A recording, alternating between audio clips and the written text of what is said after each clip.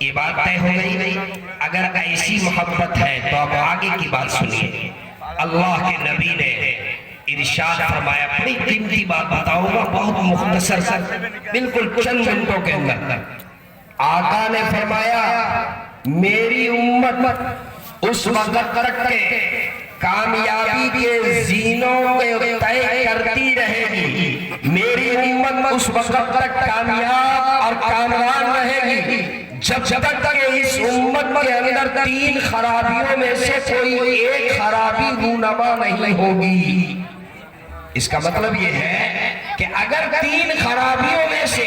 کوئی ایک خرابی بھی اس امت کے اندر ظاہر ہو جائے گی, 3 خرابیوں میں سے کوئی ایک خرابی بھی, 3 خصلت میں سے کوئی ایک خصلت بھی اس امت میں جس دن ظاہر ہوگی, اسی دن یہ امت کامیابی کے بجائے, کامرانی کے بجائے یہ تنزلی اور انحطاط کا شکار ہو جائے گی. اب اگر آپ اجازت دیں, وہ 3 خصلت کون سی ہے, وہ 3 خرابیاں کون سی ہیں جس خرابی کے آ جانے کے وجہ سے ترقی رک جائے گی, اور جس خرابی کے نہ آنے کی وجہ سے یہ کامیابی, یہ امت کامیابی کے زینے کو طے کرتی رہے گی. آپ اجازت دیں گے تو میں اس کو پیش کروں گا, اور نہیں اجازت دیں گے تو آج کا جلسہ جس عنوان سے ہے اس مناسبت سے انتظامیہ نے مجھے کچھ کہا ہے, میں اس کے بارے میں درخواست دے دوں گا. آپ کو کہنا کیا ہے بتائیے, کیا وہ 3 خرابی بیان کر دوں؟ ذرا ہاتھ اٹھائیے, کتنے لوگ عمل کریں گے؟ ماشاءاللہ سب عمل کرنا چاہتے ہیں. بھائی جو چلے گئے ان سے مجھے کوئی شکایت نہیں, کوئی بات نہیں ہے, چلے گئے. لیکن جو لوگ بیٹھے ہوئے ہیں وہ توجہ سے دیکھیے, جلسہ ایسے نہیں ہوتا. مہینوں سے مولانا شفیق صاحب نے محنت کیا,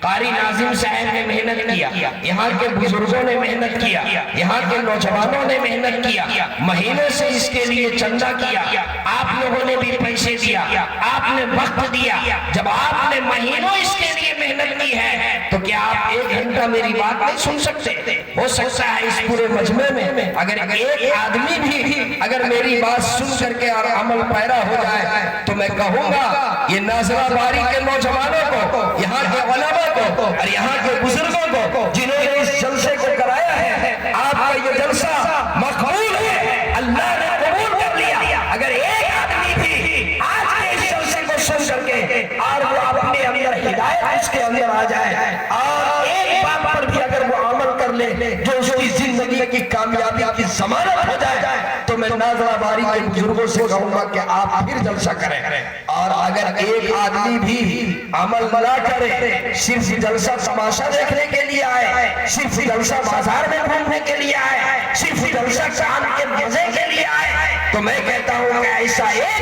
نہیں, آپ ایک بار جلسہ کر لیجئے, کوئی فائدہ جلسہ کرنے سے نہیں. تو سنیں گے انشاءاللہ اور عمل بھی کریں گے انشاءاللہ. میں نے کیا کہا, آقا نے فرمایا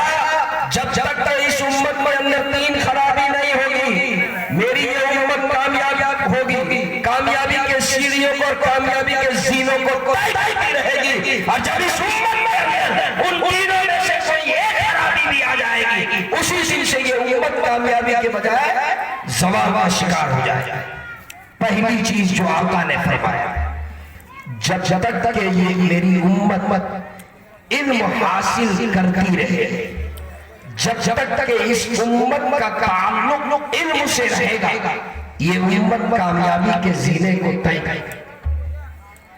دیکھیے علماء اسٹیج پر بیٹھے ہوئے ہیں, باصلاحیت علماء بیٹھے ہوئے ہیں, آپ کے علاقے میں مدرسے ہیں, میں بڑی توجہ سے میری بات آپ کو سنانا چاہتا ہوں.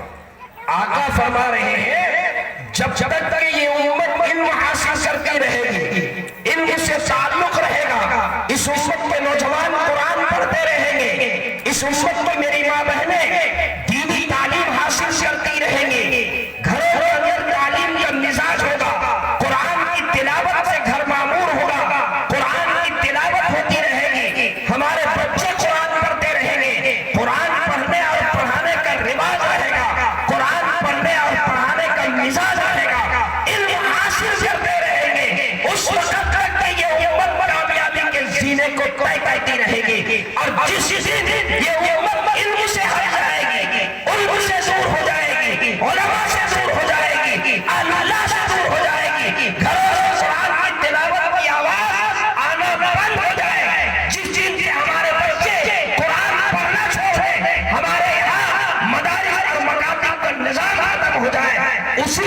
یہ امت جو ہے کامیابی کے بجائے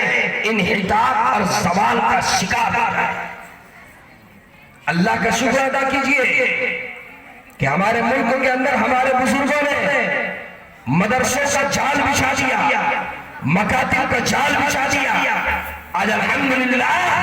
ان مدرسوں اور ان مکاتب کی برکت ہے، ہمارے سروں کے اوپر ٹوپیاں اور ہماری پیشانیوں کے اوپر سجدے کا نشان اور ہمارے سینے کے اندر قرآن اور ہمارے اسلامی تشخص کے ساتھ ہم رہ رہے ہیں۔ یہ ان مدرسوں کا دین ہے۔ آپ اپنا تعلق مدرسوں سے مضبوط کیجئے، اپنا تعلق اہل اللہ سے مضبوط کیجئے، اپنا تعلق مدرسے کے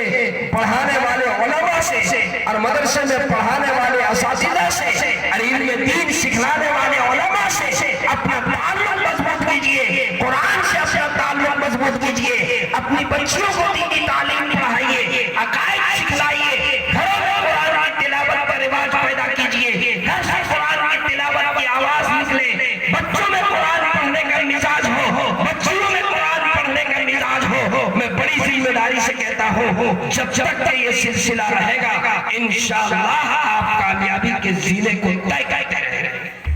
آپ یہ طے کریں گے انشاءاللہ، ہم لوگ علم کو حاصل کرتے رہیں گے، کریں گے انشاءاللہ۔ بھائی یہ ایسی دولت ہے، آج ہم اپنے بچوں کو قرآن نہیں پڑھا رہے، آج ہم اپنے بچوں کو قرآن کی تلاوت کی تلقین نہیں کرتے، آج ہمارے گھروں میں قرآن کی تلاوت نہیں ہو رہی ہے، آج ہماری بچیاں قرآن نہیں پڑھ رہی ہیں۔ اللہ نے ایسی کتاب اللہ قرآن کی شکل میں ہمیں اور آپ کو مرحمت فرمائی، جس کتاب کی برکت سے میں سمجھتا ہوں یہی وہ کتاب ہے جس کے بارے میں انگریز نے کہا تھا، انگریز گورنمنٹ برطانیہ کی طرف سے جب ایک وفد آیا تھا تحقیق کرنے کے لیے ہندوستان میں کہ ہندوستان کے مسلمان بر صغیر کے مسلمان اپنے دین پر اتنی مضبوطی کے ساتھ قائم ہیں، اس کی وجہ کیا ہے؟ تو وفد نے یہ رپورٹ پیش کیا کہ دیکھیے ہندوستان کے مسلمان بر صغیر میں جینے والے مسلمان کے پاس ایک کتاب ہے، جب تک اس کتاب سے اس کا تعلق رہے گا، جب تک اس کتاب کی یہ تلاوت کرتے رہیں گے، جب تک اس کتاب کو یہ پڑھتے رہیں گے، جب تک اس کتاب کی یہ تلاوت کرتے رہیں گے، اس مسلمان کو بر صغیر سے رہنے والے مسلمانوں کو کبھی دین سے رشتے کو کوئی کمزور نہیں کر سکتا۔ چنانچہ آج آپ مورخ سے پوچھ لیجئے، 1-2 روپے نہیں، 3 لاکھ فوج برطانیہ گورنمنٹ نے 3 لاکھ فوج اور 6 مہینے کا وقت طے کر دیا، 3 لاکھ فوج بھیج دیا، 6 مہینے کا وقت دے دیا اور کہا کہ یہ ایک چھوٹی سی کتاب، ارے اس کتاب کی وجہ سے مسلمان اپنے دین کے اوپر قائم ہے، اس کتاب کو جلا دو، اس کے نسخوں کو مٹا دو، اس کتاب کو بر صغیر سے ختم کرو۔ یہ کتاب ختم کرنے کے لیے 3 لاکھ فوج اور 6 مہینے کا وقت طے کیا، لیکن جب 6 مہینے کا وقت پورا ہو گیا اور دیکھا کہ آج بھی وہی سلسلہ ہے تو دوبارہ وہاں سے جانچ کرنے کے لیے ایک کمیٹی آئی، دہلی میں ایک گھر کے پاس سے اس کمیٹی کا ایک فرد گزر رہا تھا، ذرا توجہ سے سنیے، تو ایک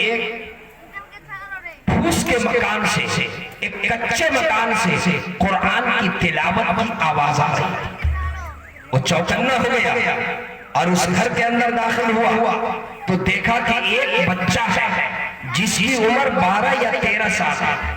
آنکھوں کی بینائی نہیں ہے، وہ نابینا ہے اور وہ قرآن کی تلاوت کر رہا ہے۔ اس سے جا کر کے پوچھا کیا پڑھ رہے ہو؟ قرآن پڑھ رہے ہیں، کیسے پڑھ رہے ہو؟ کہا میں حافظ قرآن ہوں۔ کہا کب حفظ کیے؟ کہا ابھی کچھ دنوں پہلے۔ کتنے دن میں حفظ کیے؟ 2 سال کے اندر حفظ کیا، پورا قرآن یاد ہے۔ کہا کہ سن لو، سورہ فاتحہ سے پڑھنا شروع کیا اور سورہ ناس تک کے سنا دیا۔ فوراً اس جانچ کمیٹی کے رپورٹ میں اس نے پیش کیا، ارے تم 3 لاکھ کیا، تم ملین ڈالر خرچ کر دو، لیکن مسلمانوں سے تم قرآن کو کبھی نہیں مٹا سکتے۔ آنکھوں سے بینائی نہیں ہے، یہ نابینا شخص ہے، 12 سال کا بچہ ہے، تم قرآن کے نسخوں کو جلا تو سکتے ہو، لیکن یہ آنکھوں سے نابینا 12 سال کا بچہ جس نے اپنے سینے میں قرآن کو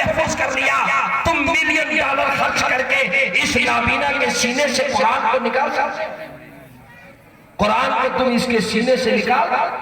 نہیں سکتے۔ میرے دوستو، اللہ کا شکر ادا کیجئے کہ آپ کے علاقے میں، ہمارے ملک میں مدارس ہیں، مکاتب ہیں، الحمدللہ یہ علماء ہیں، ان کی برکت سے آج قرآن کی تلاوت ہو رہی ہے، قرآن سے ہمارا رشتہ ہے، علم سے ہمارا رشتہ ہے۔ اور سنیے میرے بھائیو، علم سے ہمارا رشتہ اسی طرح مستحکم رہنا چاہیے، اور صرف علم دین ہی نہیں بلکہ ہر طرح کے علوم، اصلی علوم بھی۔ آج ہمارے اکابرین کہہ رہے ہیں ایسے اسکول قائم کیجئے جہاں دین پر